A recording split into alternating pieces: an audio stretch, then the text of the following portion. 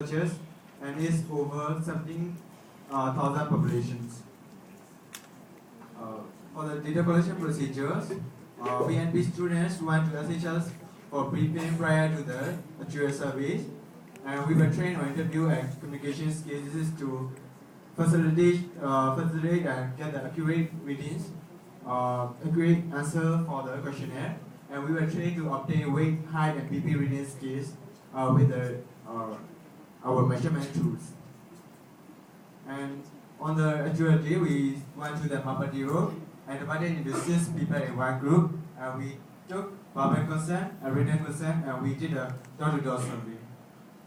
And we take consent form from the participants, and we did face-to-face surveys, and we asked questionnaires and get the answer, and we get their BP, height, and weight measurements.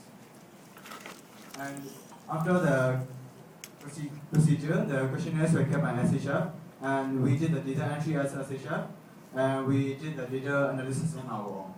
For the ethical consideration, the research was approved by Singapore Health Foundation and the School of Health Science from Ngee Ann Polytechnic, and we took verbal and written consent from the participants, and we explained the participants that their participation is voluntary and they are allowed to withdraw during the study.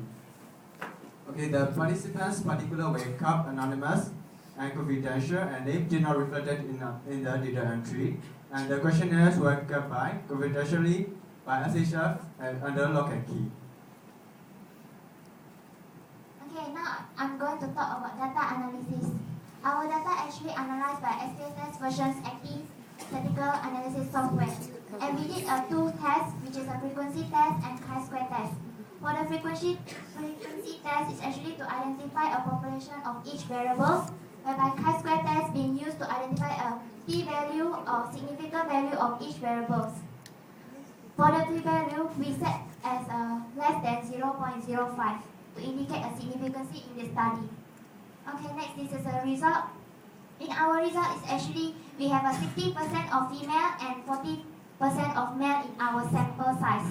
Next. This is an ethnic group. We identify that the biggest ethnic group in our study is actually 56%, which is Chinese, and followed by Malay, 33%, and Indian, 10%, and others, 1%. Next. This is the age. We identify that our age range is actually 46 above. It actually have a very big sample group compared to 46 below. Next. Okay, in our study, we did a comparison between hypertension and unhealthy diet, and we identified that it's significant between this variable as a p-value 0.012. And we also identified that 47% of our sample size actually have often unhealthy diet and have a hypertension. Next. We also did a comparison between high cholesterol and unhealthy diet. We found that there is a significant relationship between this variable as a p-value 0.042, and we also identified that 21% of our sample size actually often consume unhealthy diet and also have a high cholesterol. So we conclude that actually unhealthy diet have a significant relationship with hypertension and high cholesterol. Next, we did a comparison between hypertension and CVD risk also. We found that there is a significant relationship as a p-value 0.000, and 45% of our sample size actually have a high risk of CVD risk and also have a hypertension. And next, we did a comparison between unhealthy diet and CVD risk, and we also found that they are significant in these both variables and as a p-value 0.004. And we also identified 42% of our sample size actually have a high risk of CVD and often consume unhealthy diet. Then we also did a comparison between cholesterol and CVD risk as a p-value 0.00, which shows that significant, and we also identified that 90% of CVD risk also have a high cholesterol. So we conclude that actually CVD risk can cause a participant to have hypertension, and they also often consume unhealthy diet and high cholesterol. So in our study, actually, we identified that unhealthy diet significantly determines hypertension, high cholesterol, and CVD risk. And this is also supported by other studies, such as Rudolph et al. In 2007 conduct a crossover study in 24 healthy volunteers and found that actually flow-mediated endothelial dependent stimulation decreased after 3 fast food meals.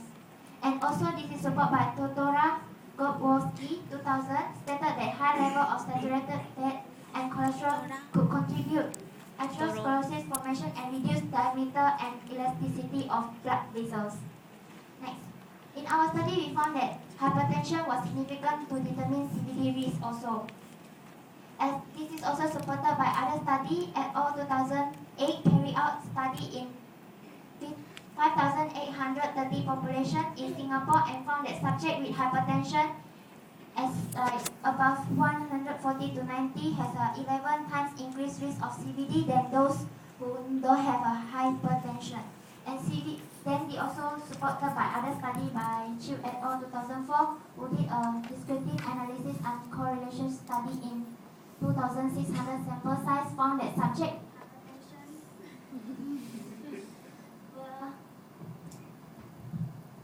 were 6.54 times increased risk of CVD than those with normal tensive. Okay. This is our third findings, which is high cholesterol has a positive relationship with CVD risk. This is also supported by other study. Liu et al. 2010 who conduct study of 855 native Hawaiians found that CVD risk was higher in subject with high LDL cholesterol. This is also supported by Chiu et al. 2004 conduct a nationwide survey in 2,600 subjects in Taiwan and found that subjects with hypercholesterolemia were 27 more likely to have CVD than those with normal cholesterol. Okay. We conclude that actually unhealthy diet actually can cause someone to have a hypertension, high cholesterol, and also can have a CVD risk. So as a future nurses, we need to educate the population about healthy diet. And we also need to identify people's perspective on diet intake in order to change their perspective about diet.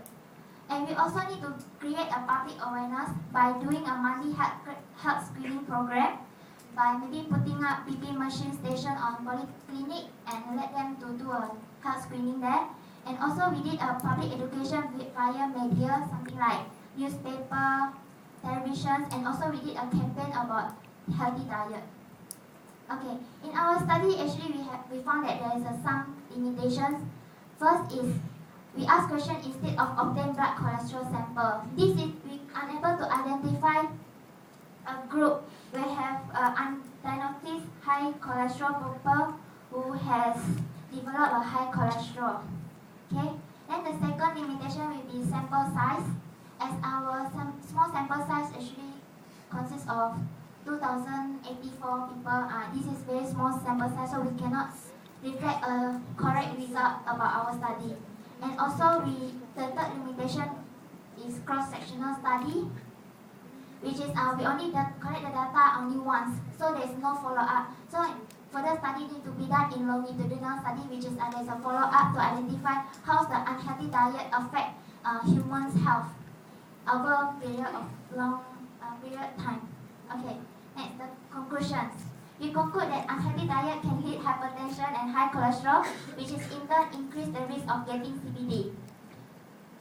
Our findings actually help the healthcare workers and health organizations in tolerating the lifestyle recommendation and health screening. And however, further study need to be done by using longitudinal study and a bigger sample size to identify the relationship between exposure of unhealthy diet intake over the time and reflect the true result of this study. Okay, this is our references.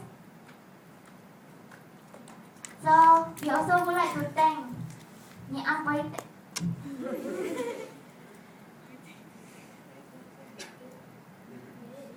Wait.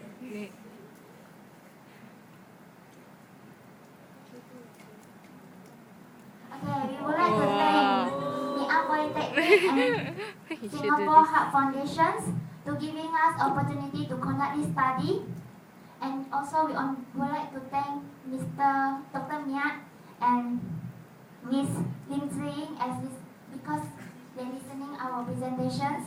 And also, Miss. we would like to thank Miss Marine to giving us